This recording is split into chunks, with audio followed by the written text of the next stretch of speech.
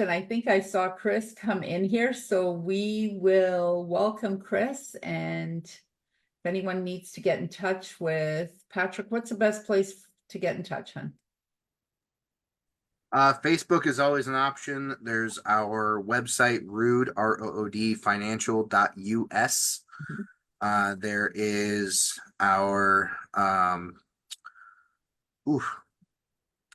you can just email us too. Or Rood you can owners. connect with me and I'll connect you to Patrick. Yeah, connect with Marianne. She's got all of my info, whether she likes it or not. I love him. He's awesome. He's my baby brother. Awesome, awesome. Thank you so much, Patrick. Have a fantastic day. You're awesome. Stay with us if you can or if you'd like to. Absolutely. Um, Thanks, Mary. Chris, welcome. I just made you co-host because I know you usually like to do a PowerPoint, right? I do. I do. Okay, excellent. Let me go read Chris's bio because there's no chance that I'm going to memorize anything. Um, okay, Chris, this is Chris Burns, everyone. Chris has over 20 years of marketing experience. He's helped hundreds of businesses, including his own, scale by doubling down on digital. Doubling down on digital. I love that. That success all starts by helping businesses differentiate and stand out rather than blend in. His approach, make things simple and easy.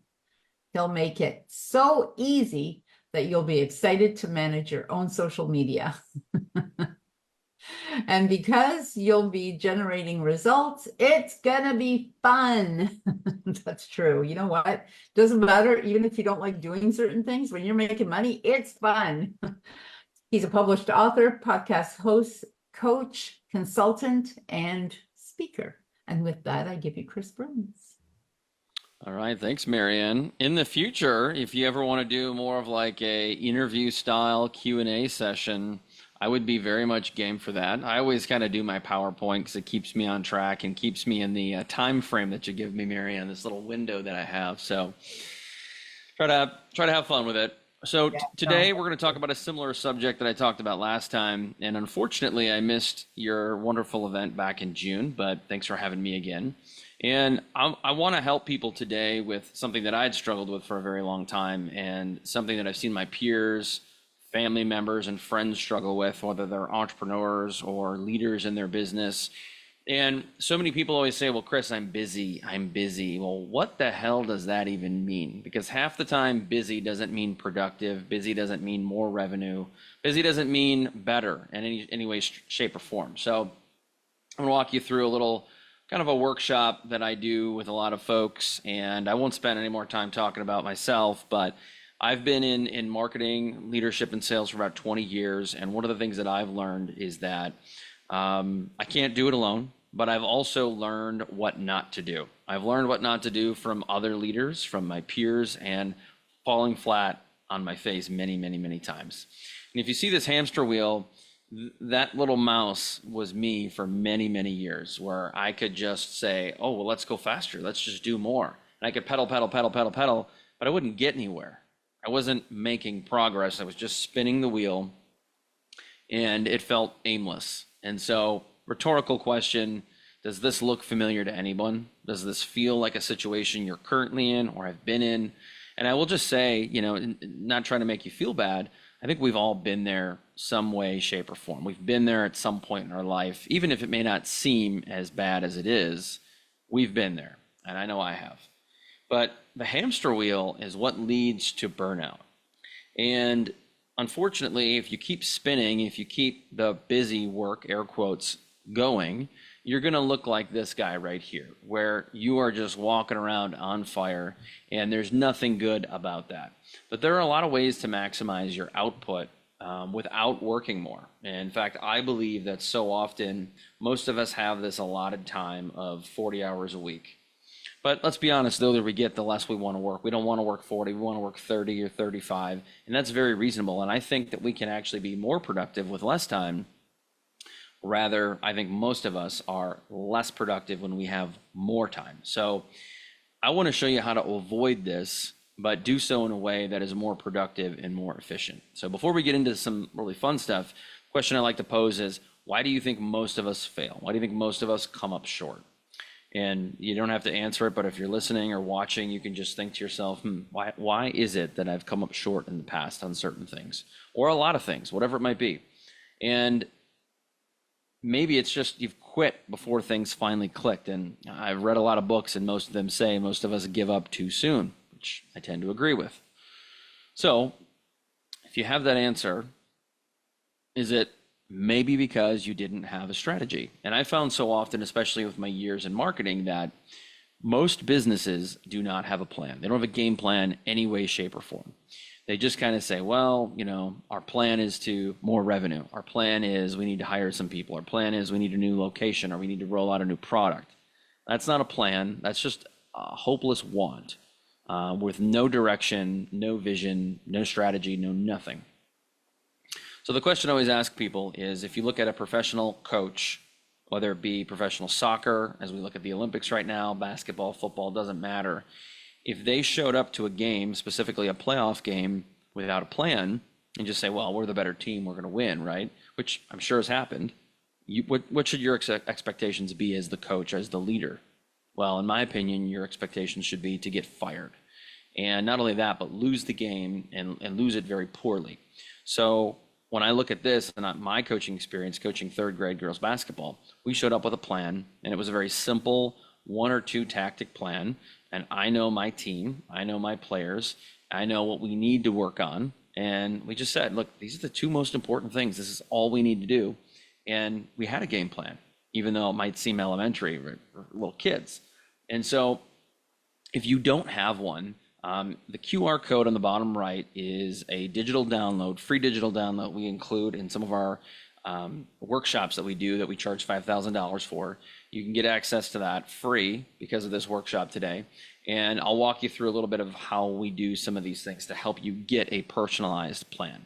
And ultimately, it's going to help you do this. It's going to help you go from motion, which is the dog chasing its tail, or like, I'm busy, I'm doing work, I'm doing this, I'm doing that, to actually making progress. There's a big difference between people taking motion and people making progress. We could move around all we want, but it doesn't mean we're getting anywhere or doing anything productive. Whereas progress, we could take 1 hour, do strategically the things we need to get done, and not be distracted throughout the day like the motion thing. So it's just really important that we understand the difference between motion and progress. Strategic progress, or strategic action, as I like to call it. So I'd be curious, without opening up the unmuting everybody, how many of you have a strategy? And I do ask this question when I speak on stage quite frequently, and there's an annual event that I co-founded here in town. We have over 200 people come, and I ask the question almost every single year, which is, how many of you have a strategy? Could be, I don't care if it's a business strategy, marketing strategy, financial plan, whatever, do you have a plan? And usually about 15 people at most raise their hand. Then I say, okay, follow-up question, keep your hand up if you have it in document format. And I'm typically left with about, I'm not kidding, 5 or 6 people of 200 plus that have it. Now we're talking about somewhere in the ballpark, give or take, of 2.5% to 5% best case scenario anytime I do this.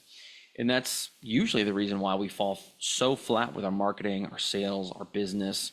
So it's critical that we have some kind of plan.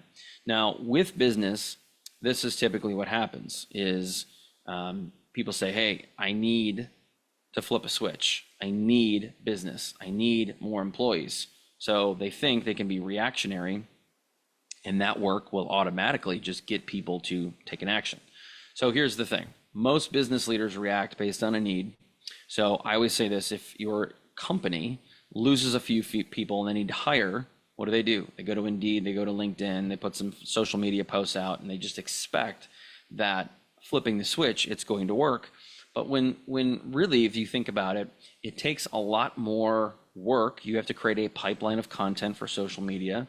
You have to have supporting content on your website that says and showcases that you're a great employer, great place to work, lots of opportunity, because people do their research. And so we can't just put an ad up. We can't just put a couple posts up and think that things are going to change. That is reactionary business, reactionary leadership and marketing, not proactive leadership, marketing, sales, etc. So if you want to become proactive, again, rhetorical question, what is it that you need to do? What do you have to do to become your best self? And so think about that for just 1 second while I sip on some coffee here. Ultimately, you need something to guide you. You need a guiding light. We all do. Even the most successful entrepreneurs I know have coaches. They have some kind of a system to help them. Now, people say, well, Chris, I have a notebook and I have a Google Calendar and I've got this. All that does is get you to your meetings on time. That doesn't necessarily help you perform at your best. So one of the things that changed for me was having a daily planner. My business partner and I decided to create our own because we couldn't find one that worked for us. And so when I think about planners, I'm not here to sell you a planner. There's a QR code if you want to check it out. But ultimately, it is your personalized strategy or recipe. It prevents things from slipping through the cracks. It increases your follow-through rate, which also increases your personal brand and your reputation. It keeps your goals, your vision, your objectives top of mind, not just for the day, not just for the week or the month, but the year. And because, as I always say, out of sight, out of mind, I always tell my wife that when I forget to do shit, it's important that we have those things, that carrot dangling in front of us, because we know the outcome if we achieve those goals. And ultimately, it yields confidence, which I think we could all benefit from time to time. As entrepreneurs, it can be a very lonely journey at times.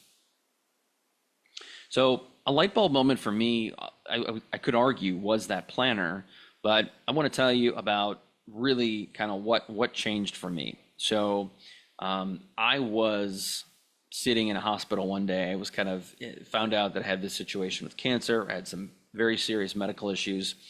And I realized before I discovered this planner that I needed to do something to change my actions, my behavior, my lifestyle. And so I think we all have these light bulb moments in our life, and it's very important to reflect back on those and talk about them and think about them, journal about them. And it was something that goes a little bit like this. I found out I had enlarged lymph nodes, I had cancer, I was in my early 30s, I had young children, I was recently married, had a big new house, new job that I secretly hated, and had a lot of stress in my life, maybe drinking too much, and circumstance was not great. So my thoughts usually were very negative about that until I realized that, well, the doctor says I'm going to be taking all this medicine, it's really expensive, and I'm going to be high risk for cancer for the rest of my life, and I got to get all these checkups and follow-ups with special doctors, and I already had medical issues on top of that. So I started to feel very poorly, very dire. And what were my actions? Well, I wasn't going to do shit because of that. I was going to be a charity case, and I was going to have people feel bad for me. And what was that going to do? That's just going to make the situation worse because I'd be more unhealthy, more negative. Why would my wife want to be married to me? Why would anyone want to be around me in that case? So I realized that if I followed that path, I was going to make things worse. I was going to be miserable. Nothing good can happen. So I discovered this CTFAR model, and it's something we use in our teachings quite a bit. And is, what is your circumstance today? Just throw it all out there, word vomit it down on a piece of paper, and say, okay, with that, what are my current thoughts? And to the right of it, what should they be? Because it's not uncommon if we're in a bad situation, which we've all been in, usually we go to negative before we go to positive. And then after that, how do you feel? Well, if you're negative, you feel like shit. You just feel terrible. You feel hopeless. So what do your thoughts need to be to have better feelings? Because if you're feeling better, guess what? You're going to take action, the right action, the strategic action I talked about before, not the motion, not going through the motions. And so I decided that my mindset needed to be sharp. It needed to be on point. I needed to feel good about the situation and the outcomes. I needed to believe that it was possible. And guess what? I started working out. I started eliminating things from my diet. I started to be positive. I started to journal. I started to follow my planner. I created a personalized blueprint. Actions were happening. Results were stacking. And all of a sudden, my circumstance changed. I haven't taken medicine since that day, and I said, I'm not doing it. That's just my circumstance. I'm very fortunate in that regard, and I understand that. But I said, I'm not taking medicine. I'm not doing what the doctor said. I am in charge. I'm in control of my life, and I can change this. And so that was the light bulb moment for me, and I think a lot of you can have that. I think 90% of us can have that result. I understand cancer is a different situation, it's a whole different animal, but if we follow this methodology, we can prosper, we can succeed. And so the question that I have for you is, what is your roadmap? Where do you want to go? And it doesn't matter if you're in a bad situation, good situation, or somewhere in between. You have to understand where you want to go, not 5 years from now, not 10 years from now, not even 2 years from now. Because as entrepreneurs, Marianne knows this, you could be doing something totally different in 6 months. She has like 15 businesses, so she could have 6 more by the end of next year. Right? So you're laughing because it's true. You know it's true. He's not kidding. Well, and that's why we're friends, because we're all serial entrepreneurs. We are cereal, who knows what, but all good stuff, everyone. Yeah. No, I just started bank, which is a big deal, actually, a bigger deal than I thought, because it's taking up more of my time than I actually thought. So yeah, sorry, please continue. Absolutely. So with my situation, and I think with most, and I've talked to people, I've got a good friend who makes $750,000 from a podcast show. And he met with me because he hit a ceiling, and he just said, look, I don't really know what's next. So we had a meeting, and I said, you are more successful than 99% of all podcasters and people in this industry. And I literally said to him, I said, what's your vision? And he just looked around the room and looked at the ceiling, and if it was 15 seconds, it felt like an hour. And I said, you don't know what you want, do you? And he's like, well, he started making stuff up. I want more downloads. I want more sales. I want more this. I want more that. And I said, no, if you can't articulate that in a matter of 30 seconds, you don't know what you want. And if you don't know what you want, how do you know what to do every day? How do you have a plan? Or do you even have a plan? No, I don't. I just go through the motions, eventually is what he admitted. And I said, so how can you be happy with that? You can't because you're just going through the motion. You're not strategically taking action. So the reason why a lot of people fail, even if they have a plan, is because they don't have a vision. A vision is just as important as your strategy. In fact, it's a part of your strategy. So one of the things that we help people do in these expensive workshops that I mentioned is we help people find their vision, both for their business and for their personal life. You can download it right here with the free QR code. It is something we charge a lot of money for, but ultimately we need to find your personal why. And let's walk through this just for a minute. Is number one, when people ask me what my why is, and it doesn't have to be yours, it could be yours, but it could be different, is I want to, in no particular order, I want to leave a legacy. I want to be remembered as someone who was a good steward of their community, who gave back, who was a good human being, was kind to people. I want to be someone who also was a good father, a good husband, a good friend, and someone who left something behind. And so for me, I've got some personal goals that go along with that, but that's my why. I want to leave something for my children, and not just money, not just a good reputation, but I have that in document format that I could share, but I choose not to. And you have to understand what's important to you. You may or may not have kids. You may or may not want to do different things. My why is to live my best life and travel to every continent on the earth with my wife. Awesome. You find your why. Now, beyond that is, what do you want to achieve? Now, some people may not have much in the health category. I do. That's important to me, because guess what? If I take care of my health, I take care of my mindset, I continue to educate myself, I am filling my cup. I'm being selfish. I play golf, I go for a run, I get a massage, I stretch, I work out. That allows me to fill my cup so I can fill the cup of others. I have a lot of cups to fill, and I know some people that have hundreds of cups to fill, like our friend Jose from the CLA with hundreds and hundreds of members you have to take care of. That's a lot of cups to fill. So you have to be selfish to take care of other people. And that's why health, relationships, mindset, education are so important to me. And so I've got a goal for each one of those things. I've got something written out of what I want to achieve personally and or professionally. And then I go into some SMART goals.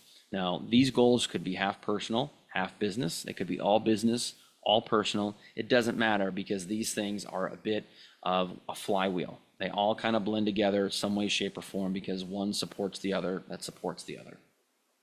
And so I would love to dive deeper into this, but for sake of time, we can't. But this is a bit of what it looks like. And certainly you download this and you'll have an opportunity to really walk through your vision and get crystal clear as to where you are, where you want to go, and how to get there. And there are so many things that are really important here, which is the backside of this sheet, which is behavior. What are the behaviors that you need to take? Now, some people need to go through this and say, what are the behaviors I have now that are preventing me? Not a barrier, but a behavior. Barriers are totally different.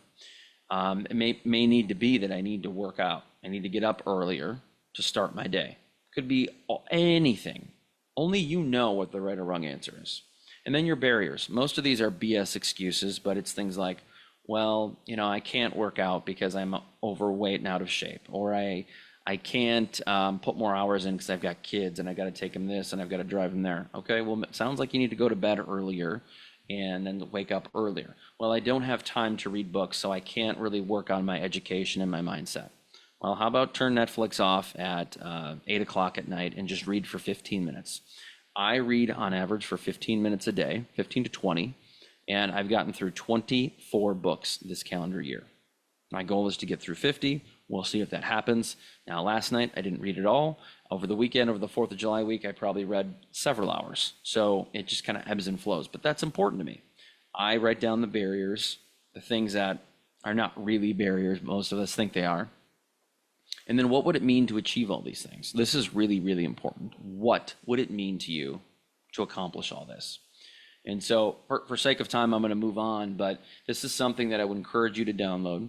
And when you do it, you are building yourself a personalized recipe. And I want to talk about this for a moment because it's important.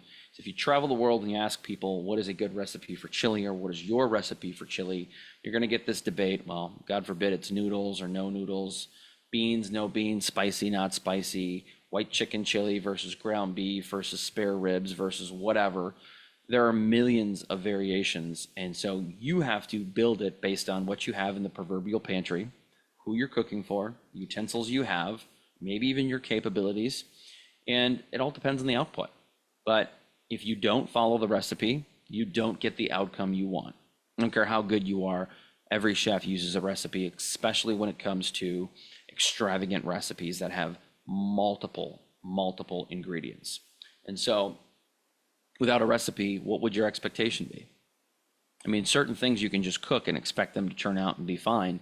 But with a more detailed recipe, you shouldn't have very high expectations unless you're Gordon Ramsay. Most of us are not. And so most of us are not Jeff Bezos or Elon Musk, or insert any famous entrepreneur that you look up to. And so it's very important that you have a detailed plan. And I say detailed, I mean like a one-page plan. You just need something. It doesn't have to be 10 pages long. And as we talk about this vision guide, I want to go back to the barriers for a moment, because a barrier is like a hurdle. A lot of times we just have to lift our leg to go over it. It's not really something that's in our way. It's just like, oh, it's there. How do I dodge this? How do I avoid falling into that and tripping and falling? Well, if you know it's there, you just leap over it like most track stars do. And so if you see it as an obstacle, if you see it as a barrier, you're going to stop and think about it. You're just going to stop taking action, and you're going to see it as, I don't know what to do about this. It's not a barrier. It's just, what are the behaviors you need?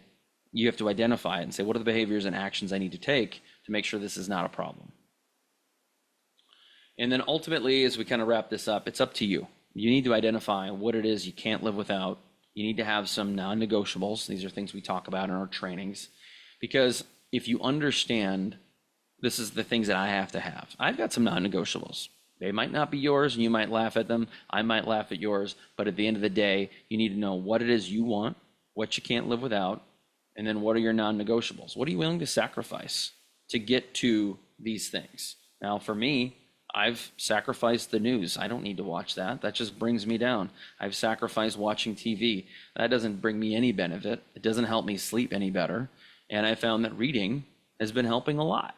So things will change over time, but when you start to change your actions and behaviors, you start to change your result. But you have to identify these things first. That's what's really important. And this is going to give you a more fulfilled life.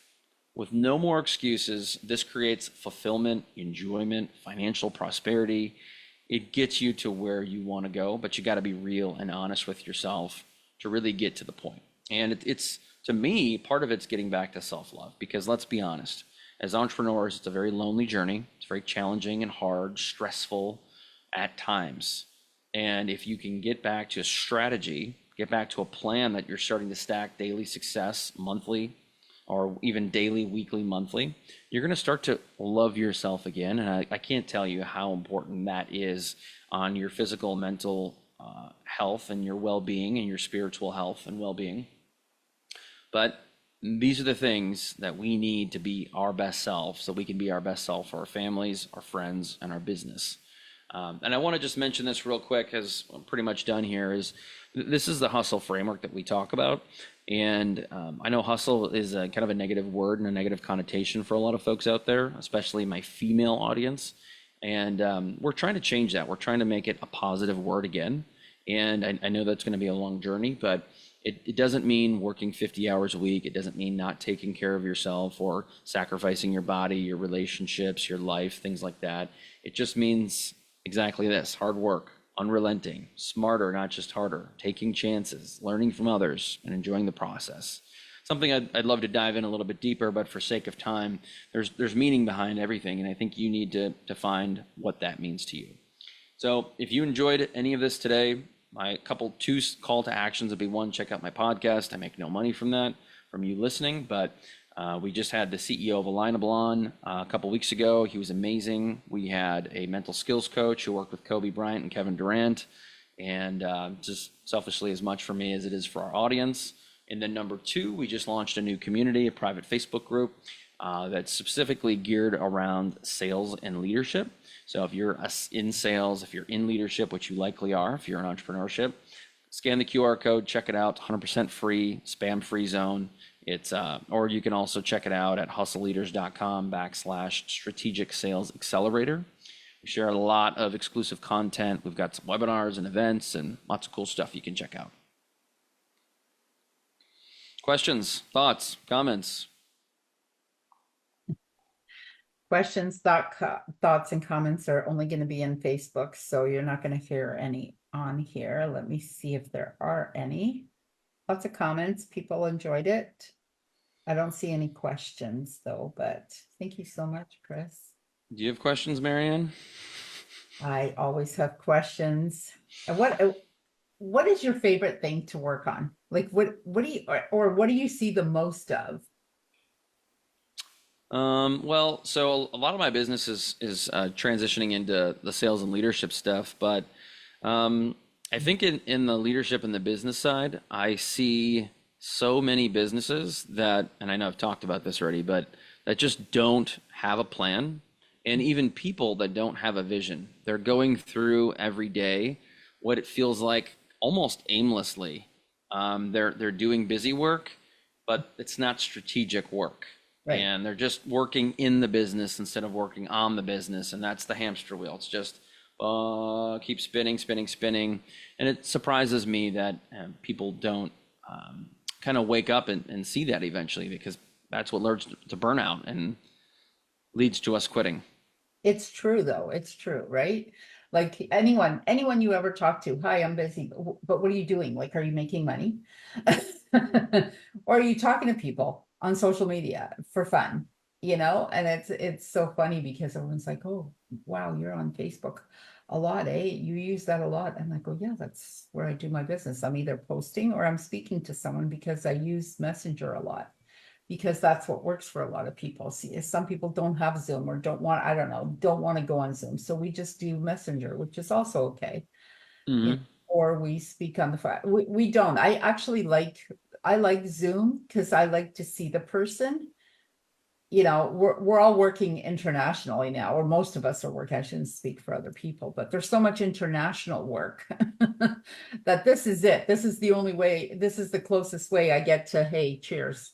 Let's have a coffee, like that's it. It's the Zoom. And everyone take down Chris's phone number and his info. Chris, you can also add this if you want, post it into Facebook. That's where everyone kind of is. So that'll be best. So do you find that it's technology? Do you find that it's mindset more than anything else? sort of confidence, that side of mindset, you know, self-worth, that kind of thing? Or is it just, hey, I don't know what to do, so I'm not doing it? Honestly, it's a combination of all those things. Sometimes it's one, the other, or both. But I will say, so one of my self discoveries was learning that I'm in control of my health and my body and kind of how well I show up every day. And when I take care of myself, I am way more productive when I sit down in my office every day. I'm way more energized and positive. And I've tried to teach that to other people because I see that they're not valuing their time in the evening, during the day. And that's why we tend to have more imposter syndrome. That's why we tend to have more self-doubt. And we get into this vicious cycle of like, well, am I doing the right thing? I don't know if I'm doing the right thing. You tend to doubt yourself. But when you really stop and you start taking care of yourself, you realize that you can be more sure of yourself. Because I used to be very undecisive. I just sit and think about things forever. And that's when and I've noticed a lot of other people stop taking action. And the imposter syndrome gets worse. It delays things. We don't take action. We don't follow through. And I just think it all starts with taking care of yourself, which also means taking care of your mental health, which everybody should be doing, in my opinion. That's become, I think, number one, especially after COVID. I think, and I don't think COVID started it. I think it just uncovered it a little bit more. That's all. Probably No, true. we were it's funny because this is called Happy Money, and yet this is exactly what we've been talking about all day.